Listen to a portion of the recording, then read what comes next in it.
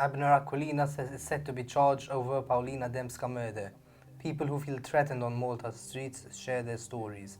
Joseph Muscat says he fainted because blood pressure was low. All this and more on Lovin Daily.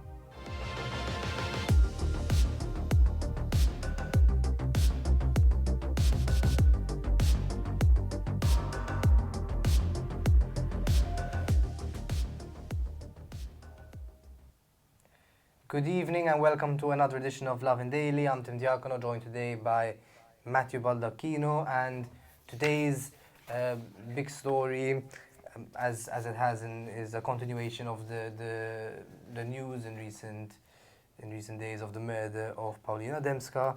And Lovin Malta is informed that police intend to charge Abner Colina, the 20-year-old man from Zaytoun, who they're treating as the main suspect, over the murder. So the interrogation had been suspended because of mental health concerns. As has already been reported, the young man had claimed to be a soldier of God, and during interrogations, and police decided that he should be transferred to Mount Carmel, where he currently still is. However, we're informed that police are waiting further analysis of the suspect before officially charging him in court. They're confident that they have enough evidence in their possession to successfully pursue a criminal case against him. So it certainly looks like Abner Colina will be facing justice in the near future. Meanwhile, police have asked women who claim they were sexually harassed by Abner Colina to come forward. It might be very difficult, of course, but they're being asked to file an official complaint, pledging to take these cases very seriously. This has been a very trying time for lots of people. So if you know someone who needs to talk about mental health, or you want to talk about mental health yourself, you can call the National Support Service Helpline 179, or alternatively you could visit kellimni.com, kifint.com, the Richmond Foundation, or get in touch online at ollie.chat. On a similar note, we've been having a bunch of people reach out to Lovin Malta with stories of how they themselves feel threatened on Malta's streets. We've had a number of people come forward after we put out a call following the horrific news of Paulina Dębska's brutal murder on the 2nd of January. Cases ranging from women walking in public and feeling terrified or unsafe wherever they are, be it walking home or being out in Portugal, doing shopping. Cases of, unfortunately, young girls who faced harassment in broad daylight. Catcalling was also very common. We've had people who were harassed in broad daylight on buses, in waiting rooms, and cases from men as well. Let's not forget that men themselves can also be victims of assault. I think, Tim, this shows that, much as we'd like to think otherwise, misogyny in and of itself is deeply ingrained within Maltese society. We like to pretend it isn't, but unfortunately it is a byproduct of, unfortunate mentalities which have been passed down through the generations. And it's affecting us at multiple levels of society. I don't know if you have anything to add to that yourself. Yeah, I mean, it's in this case, it's better to let women do the talking, but their stories really do speak for themselves. You can read their accounts on lovinmalta.com. There's some very personal ones that about like you said, catcalling and street abuse. And hopefully it will be an eye opener for some people who think that this is acceptable behavior in 2022, to realize that no, it's not okay. You can't just go up to a random stranger just because you find her attractive and start shouting or making noises at her. It's not like we're living in the same society at the end of the day, and certain rules are not on. Certain behaviors, are not on. Moving on, former Prime Minister Joseph Muscat has opened up about a time he fainted in 2017 at a public event, a few days before the assassination of Daphne Caruana Galizia. Now, This incident took place on the 14th of October 2017 at Le Meridien Hotel. There was a public reception that the Prime Minister was invited, the then Prime Minister was invited to, and Joseph Muscat at one point fainted. The government never issued a statement about this, but it was revealed anyway because eyewitnesses spoke about it, and a year or so later, and the timing was quite strange. It was a few days before Daphne Caruana Galizia was killed. Also, we found out in court that she was meant to be killed earlier, so it could have even been on the exact same day. And there was speculation, including by Nationalist MP and the lawyer of the Caruana Galizias, Jason Sapardi, that the fact he fainted was an indication that he had known in advance that the journalist was going to be murdered.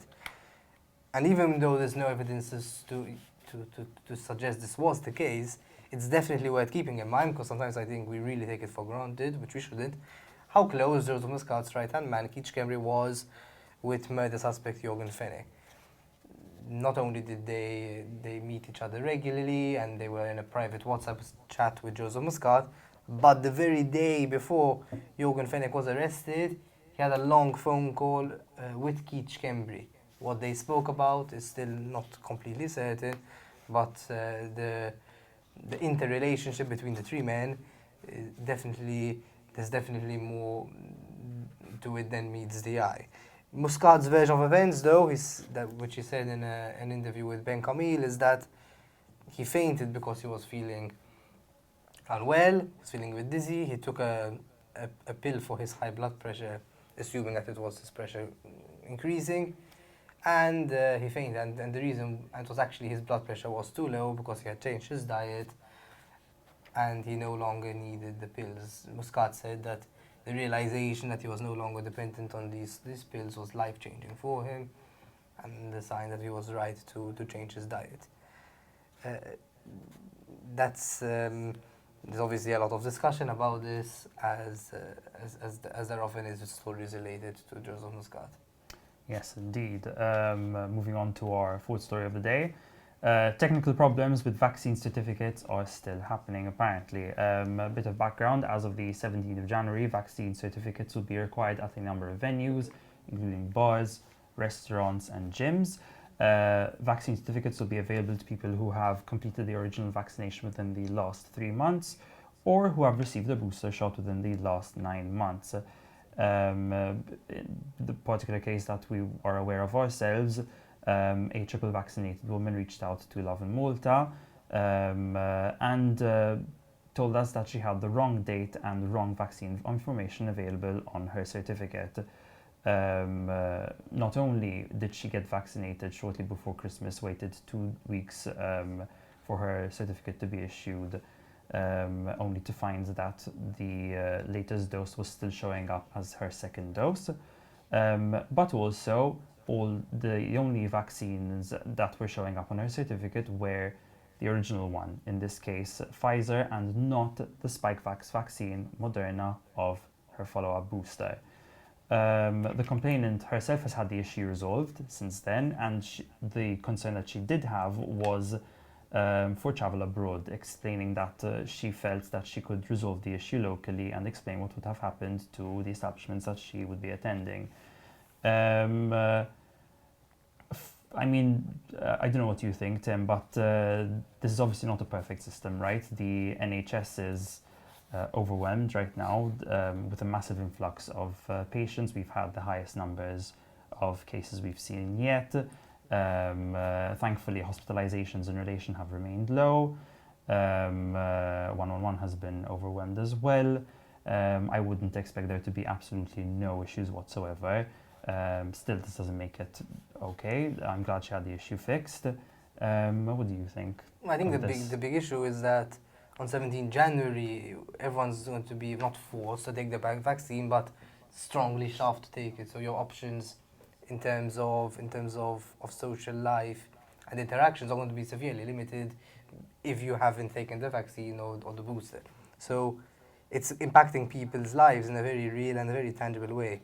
And it's only right that the health authorities are as transparent as possible about questions that are being raised and will continue to be raised about not only whether this law makes sense in and of itself, but if we're going to accept this law, how is it going to work? Like, is the system good enough? Are there glitches in it that haven't been sorted out, but that will impact people's lives if they're not? Enforcement, how it's going to be enforced? What's going to happen in 9 months' time when the validity of the certificate expires? These are questions that have yet to be resolved, and some transparency really won't go amiss. On a positive note, it's good to hear that this particular woman's case was quickly resolved. And finally, in case you missed it, the 2022 edition of Lovin Recommends is out. A list of over 180 top restaurants voted for by the public as a wide range of restaurants all across the country, from the north, centre, south, harbour area and Gozo. Check out the list on lovinmalta.com if you feel like trying somewhere new tonight or over the weekend perhaps.